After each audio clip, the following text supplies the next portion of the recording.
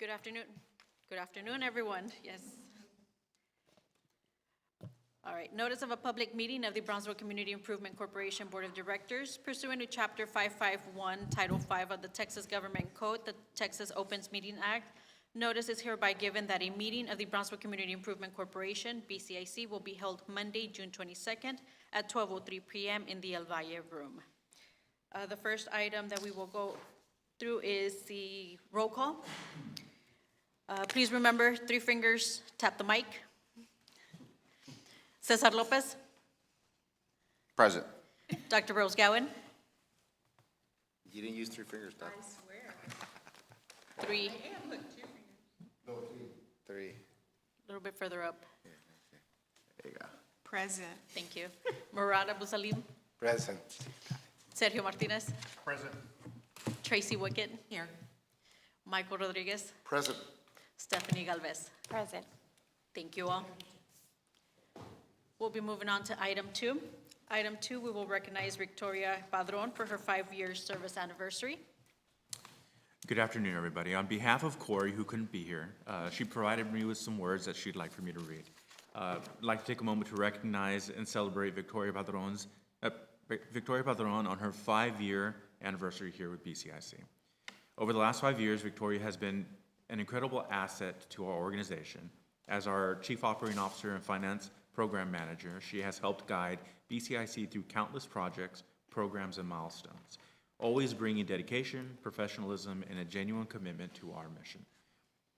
What many people don't see is the amount of work that Victoria puts in behind the scenes to keep things running smoothly and moving forward. Her leadership, reliability, and willingness to step up whenever needed have made a lasting impact on our team and the community that we serve. Victoria, thank you for your hard work, your partnership, and your commitment to BCIC. We are grateful for everything that you do and look forward to many, many more years of success together. Please join us in congratulating Victoria on her 5 years of service.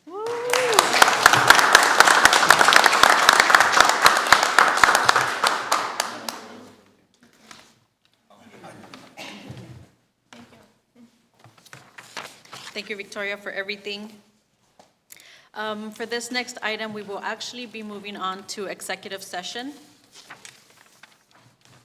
For the executive session is closed session pursuant to Texas Government Code, Section 551.072, deliberation regarding real property, and 551.087, deliberation regarding economic development negotiations, to receive an update and discuss matters related to the undeveloped land at the Brownsville Sports Park.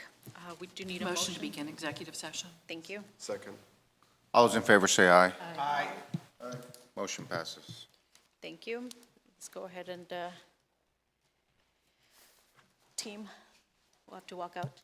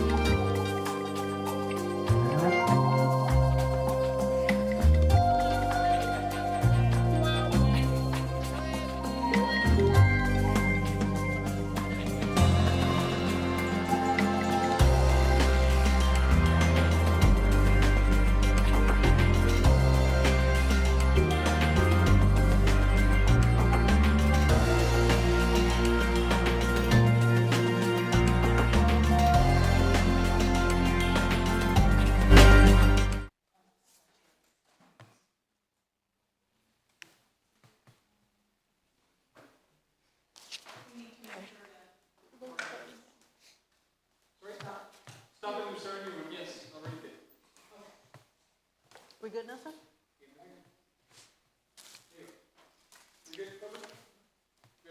All right, thank you. All right, item 3 is public comment. At the moment, we do not have a public comment, so we'll be moving on to item 4, consent agenda items. All items are considered to be routine and will be enacted by one motion. If requested by a board member, any item may be taken off the consent agenda by chair for individual consideration. Motion to approve consent agenda items. Second. All those in favor say aye. Aye. Motion passes. Thank you. Item number 5, we have staff reports. Eric Quintero will be presenting first. Yes.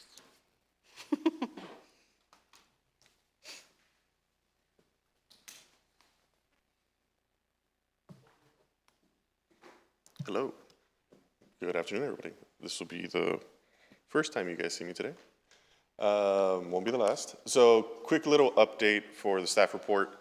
Apart from the 2 items that I'm presenting today for Big Downtown, we do have still 10 promising leads for the program.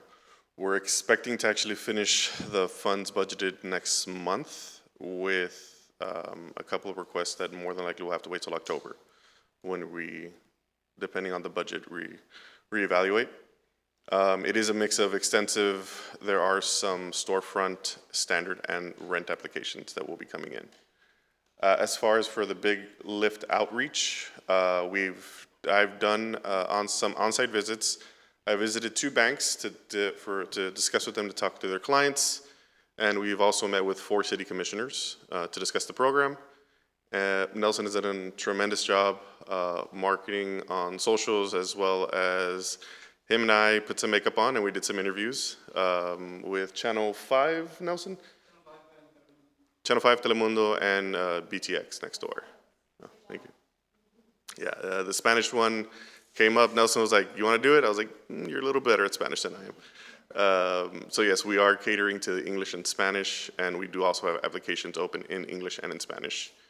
As far as the interest form for Lyft and the actual applications, we have 9 on draft with 2 submissions.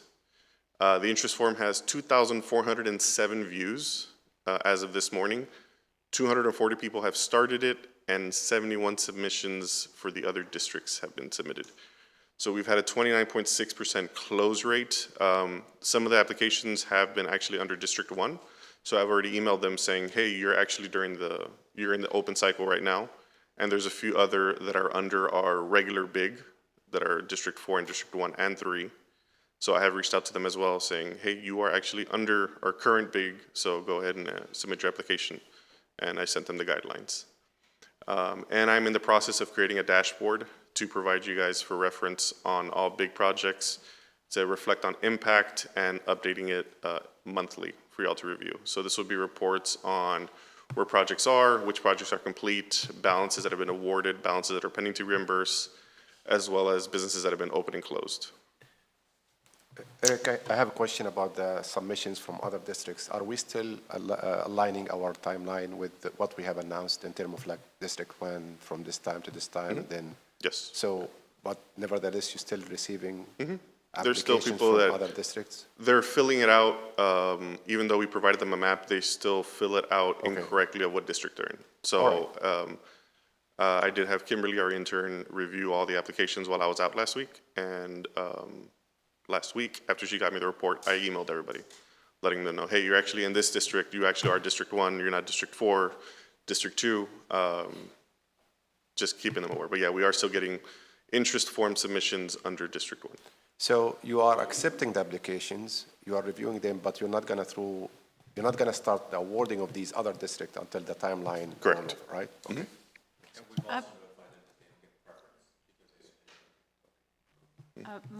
The one thing that was brought up to me, I think it's on, yeah. Yes. Was whether or not there was a paper version of an application in the case that some people may not be computer savvy.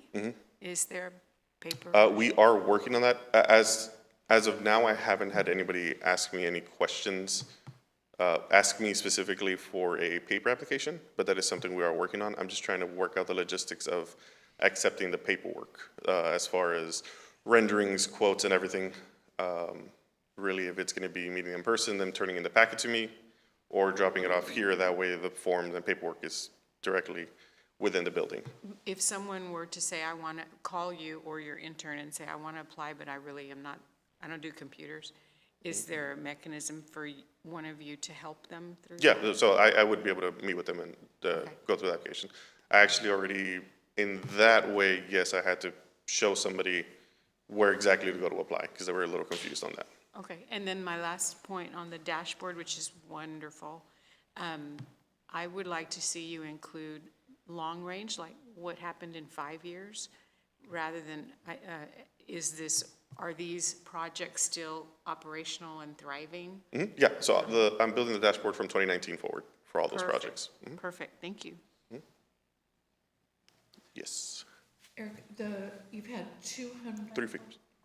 You've had 240 started on the interest form with 71 submitted, correct? Yes. That seems like a really low submission rate unless the interest form is really complicated. What all do they have to provide on the interest form? It's basic information, name, email, business address, what district they're in. It's nothing really complex. People drop off in first name, like first question. So, I don't know why. Thank you, that's interesting. Can they submit like applications that, I had a person who was like, I'm getting stuck with 2 questions.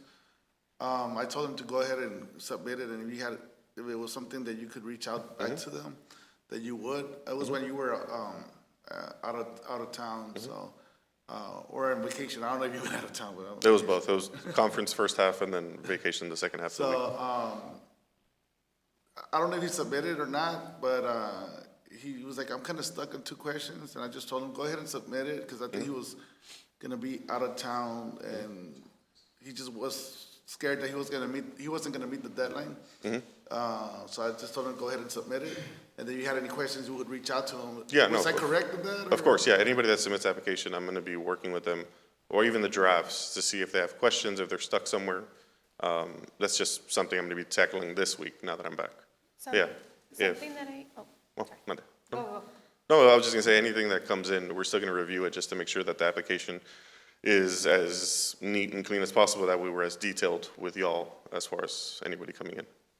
I was just gonna ask, I mean, I haven't looked at the application online myself, but is there like a map to let them know what district they land on? Because I've had like a couple people reach out to me and like Alton Glore, like what district is that? And then I have to kind of let them know. So do they kind of have like a guidance? Because I feel like On the guidelines and the application and the interest form, we provided the link to the GIS map of the city, where they just plug in the address and it tells them what district they're under. Great. Yeah, all right. Good job.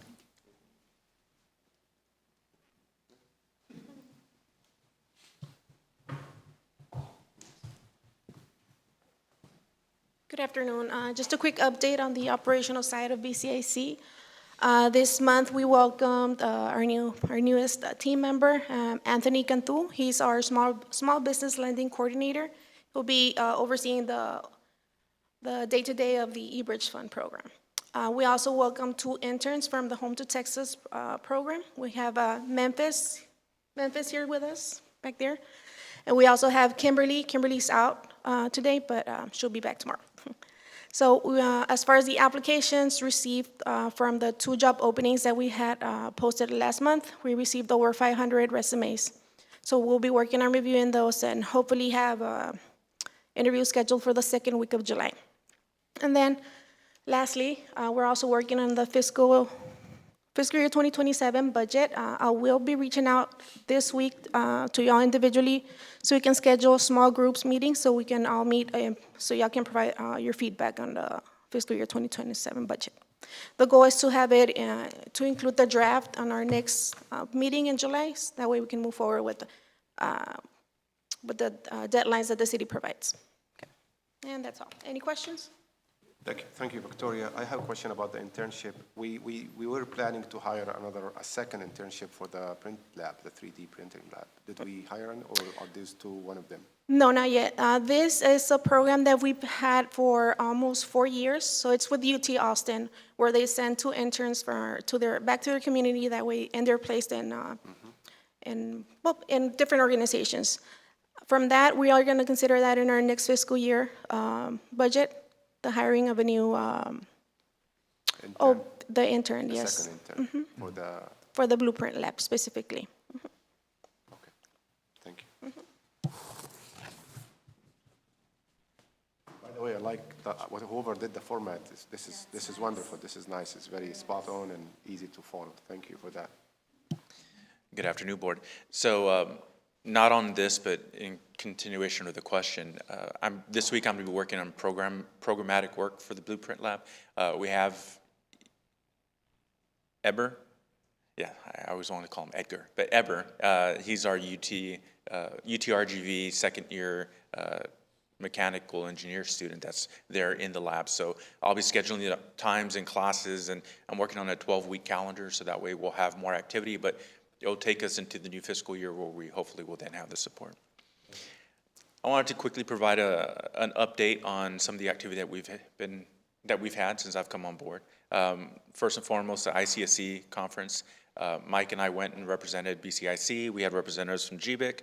We had representatives from a representative from the Commercial and Visitors Bureau, someone from the city's executive office, and one of the city commissioners.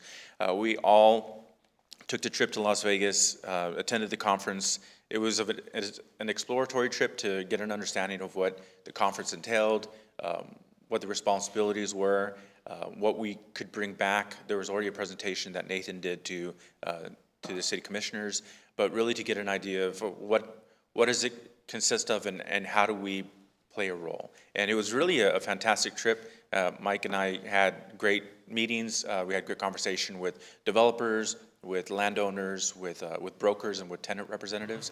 And there's a lot of interest. We have some, right now it's still in site selection, so we can't disclose what some of those projects are, but I think they're going to be good for Brownsville. Some of them are going to be first to market if everything works, and by market is first to the Rio Grande Valley. So it's exciting to see some of the retail activity that we have coming out of it.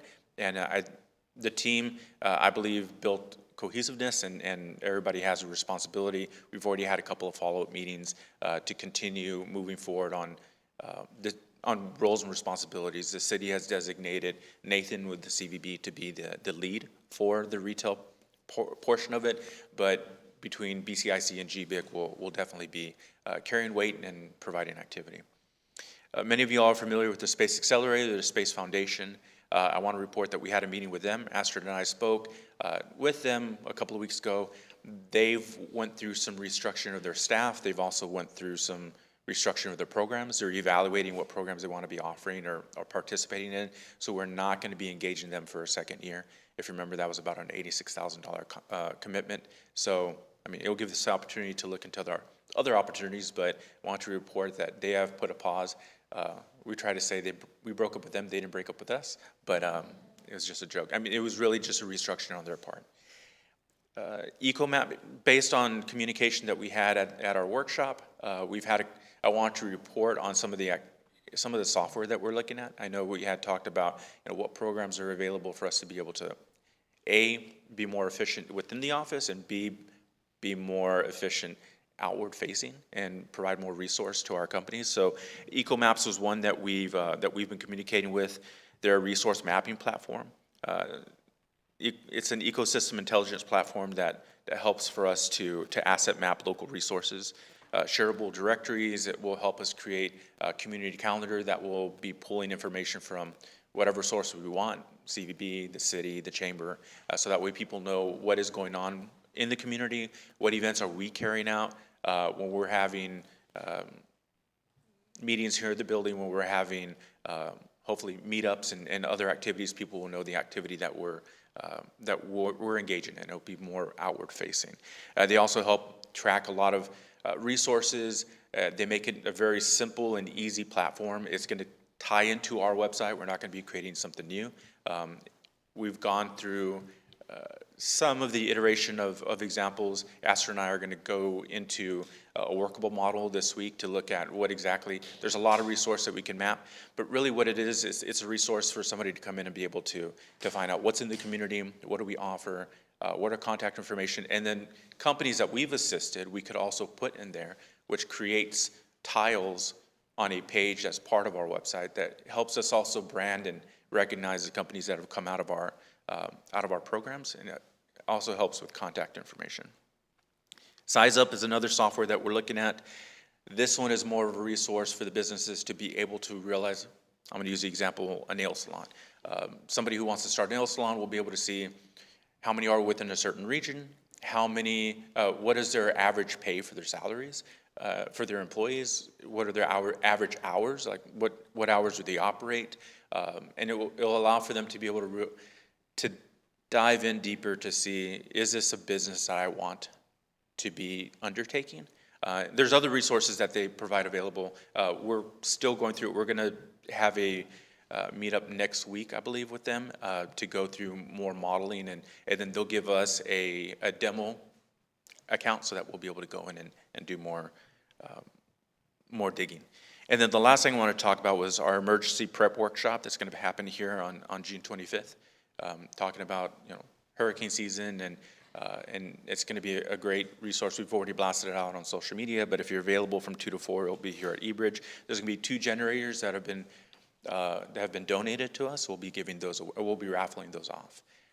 We're also going to have the regional director from SBA. They have a new regional director, so Angela Burton, our local SBA director, is bringing them down for the meeting and also to tour the facilities. So if anybody wants to be available, it'll be at 1 o'clock on that day. You have any questions? I don't have a question, a comment from the institutional knowledge aspect. So about 10 years ago, when Commissioner Deborah Portillo was in office, she went to the ICSC, I always tongue-tie on that description, with our chief financial officer at the time was Pete Gonzalez. And the interest was very low.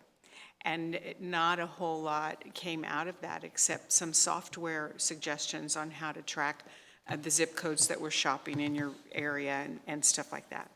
It's rewarding, I'm sure, for Tracy Murad and I, who have worked through those years on small pieces, to see the interest change and grow. And I just wanted to tell you that it's a different world than it was 10 years ago, and it's very exciting. Thank you. It is, oh, you're welcome. It is exciting, and there definitely has been it's exciting to see the awareness that national chains now have of Brownsville. And one of them, which I won't release the name, but new to market, said, we're looking at 2 possibly in the region, but the first is going to be in Brownsville. And so that's exciting because I've been going to ICSC for about 20 years, and it was really hard for us in the past to really identify ourselves, to have people understand who we are and where we're from. Now, there's another conference that ICSC has in Texas, and that's the River, I forgot the name of it, but it's normally in Dallas. They had it in San Antonio this past year. That one is more focused in Texas, so people are more familiar with the market, but to see it at the national level is very exciting. And yeah, I mean, Brownsville is definitely on the map. Daniel, on the eco maps, is there a chance, or are we considering including the nonprofits to have their events being broadcasted or shared through that map and so forth? Definitely. What we'd like to do is really look at have a workshop and see what should we be pulling from? What are partners in the community that we would like, that are active and that have events and that we would like to show? We can add as many as we want to it. We also have the ability to go in and add things manually, which will be fantastic for us also. But yeah, it'll be a great community calendar. Great, thank you. Daniel, just some comments, or actually more of a questions regarding the ICSC. I know that there's a lot of retail interest in the area. I'm assuming the city under the CVP is going to kind of take the charge on that. And after speaking to some of the commissioners, there's some of them who are really interested in bringing the retail But, you know, as Corey mentioned, that's something that it's not our core responsibility as a type B, pretty much EDC.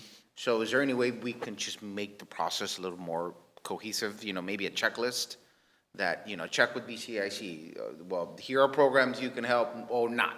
And then go talk to GBIG, maybe they can do something, if not, and they'll probably end up back with Nathan, you know what I'm saying? That way Yes. there's no finger pointings and GBIG saying we don't do anything and we don't say that they're not doing anything or the city's not saying whatever. So I think it's something to, just kind of put out there and, you know, have open communication. Yeah. And have a little more structure to that. It's a great point. And just so a comment. just the meeting that we had last week, that was specifically addressed. And I told them, I want to make sure that everybody's on the same page. If it's housed within the CVB, that's fine. I mean, it's part of the city. It's going to help us get through permitting processes. It's going to help us get through planning and zoning issues because he has to direct connect. But we want to make sure that BCIC and GBIC are at the table. And I said, very frankly, like, if there's somebody that we're courting, everybody needs to know within this group. Because I don't want for somebody to come in and I provide wrong information or different information than another entity is.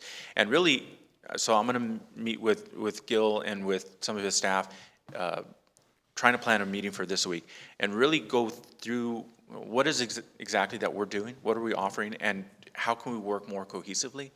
That's one of my initiatives I want to carry out. So yes, there'll be a lot of that. Thank you. You're welcome. One last question about the eco maps and the size up. Those are new tools that we're trying to bring in. So I'm assuming there will be a cost associated with these two tools. There will be a It would cost. Great to know that information as soon as possible so we can take it into consideration as we're. Yeah, so looking we've at the asked. Budget. Yes, sir. Thank you. So they gave us, for the eco maps, they gave us a larger scope. We've asked them to define the scope a little bit smaller. It's a little bit less expensive. We're looking at about $15,000 for that service. It's going to be Brownsville and Cameron County. For the entire Rio Grande Valley, it was $25,500. So we've reduced the cost. And Size Up hasn't given us a price yet, so we'll get that. Now, with the eco maps, you know, there might be an opportunity for us to split between two fiscal years, which will help us financially. So, but yes, we'll provide those final numbers to you as soon as we have them. Thank you. You're welcome. Any other questions? Okay, thank you. Thank you. All right, items for individual consideration. Item number 6, consideration and action to approve the following fiscal year 2026 business improvement and growth, big applications for the following.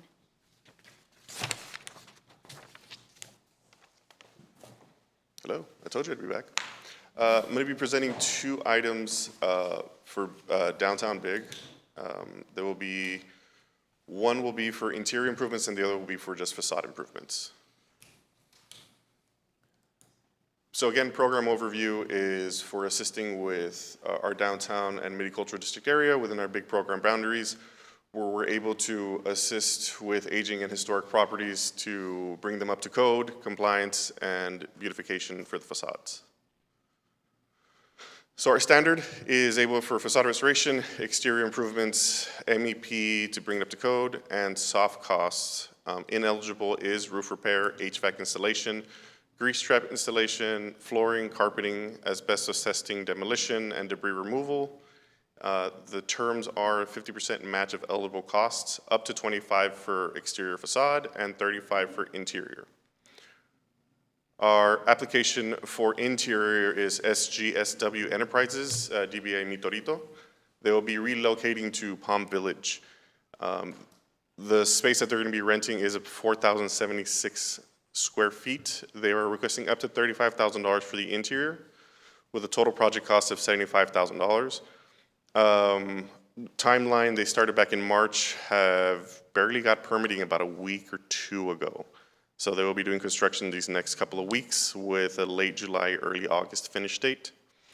It's just a reconfiguration of the interior, really bringing it up to white wall, code compliance for a full MEP restoration and improvements to the ADA accessibility in the bathroom. So I did attach a couple photos of the way the interior looks, and then that's going to be the new layout for the seating arrangements. They will be having also a private little section towards the front for private events. That's why it's private. So Mi Torito has been, honestly, been in the community for over 25 years. They've really just outgrown their space. So they took this opportunity with, at Palm Village to take over 2 suites.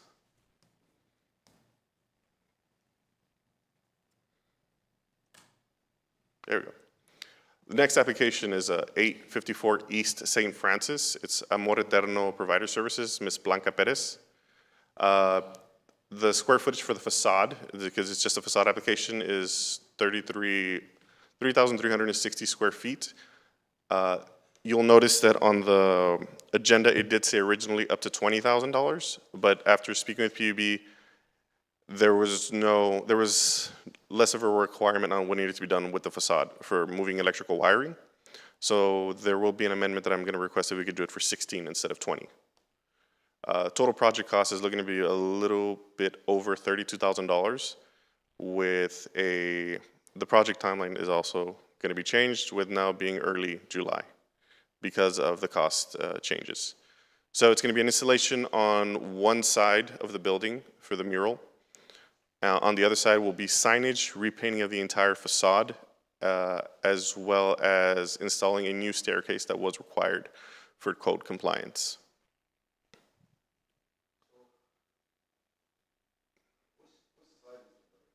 The mural will be on where there's 3 windows. It's going to be on there. The facade where the signs will be on where the door and the 4 windows are.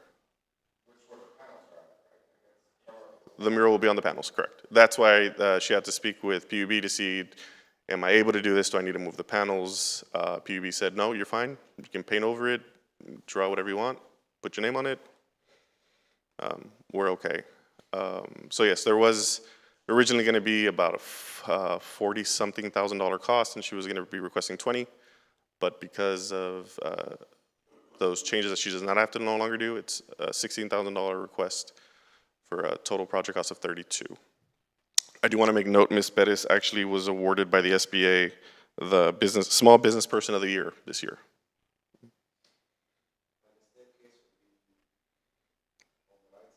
It's in the back. That's on the back where the parking lot is. Staircase, yes. Murad's question was the staircase. The staircase is actually in the back where the parking lot is for the visitors and employees. Okay. So the entire building will just basically be their administrative operations now. They were, I believe, before they were renting, now it's a building they own properly where they will be housing out of, as well as having clients coming in for paperwork. So again, requests today are $35,000 for the interior for Mi Torito at Palm Village, and then $16,000 for 854 East St. Francis for Amor Eterno Provider Services. Our budget for 2026 was $800,000. To date, we have awarded $544,450. Request to cycle is for $51,000. Our remaining balance would be $204,550. Again, I just asked that if we could approve item A as is, and then item B with a correction for $16,000 instead of $20,000. I don't know if we would have to do them separate or the verbiage be together for the approvals. Motion to approve items 1 and 2 on the big requests. Second. All those in favor say aye. Aye. Thank you. Motion passes. Thank you, Eric. All right, item number 8, we have announcements. I just want to say a real quick announcement. I just want to wish Coco a big happy birthday today. He's the man behind the scenes. I know he doesn't like any big shows or anything like that, but I just wanted to say happy birthday, Coco. Any other announcements from you all? No? All right, next item, adjournment. Make a motion to approve. Happy birthday. Happy birthday? Oh. Is there a second? Second. All those in favor say aye. Aye, motion passes. Thank Have a you good all. summer. Nice and easy. You know what?